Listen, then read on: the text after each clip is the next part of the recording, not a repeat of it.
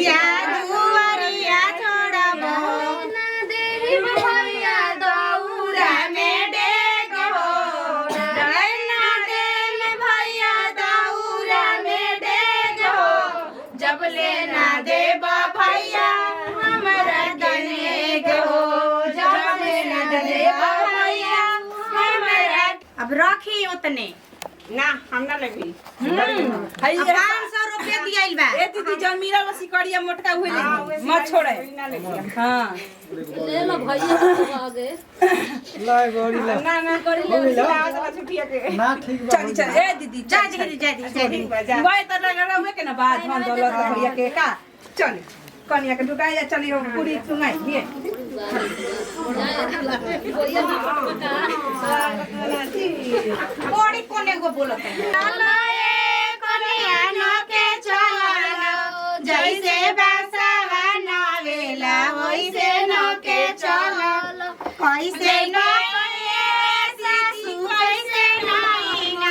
गलिया गलिया के घूमल का देहिया नहीं के न होते न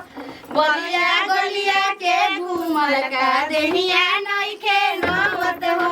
न के चलाए कन्या गली घूमत रहलू डोली चढ़ के आइलू उतार चला कन्या काहे सारा चलू उतार चला कन्या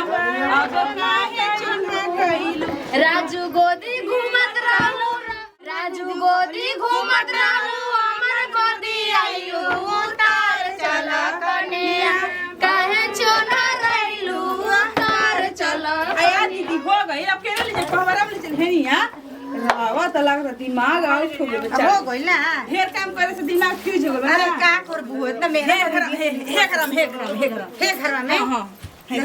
अब दौरा में देख डाले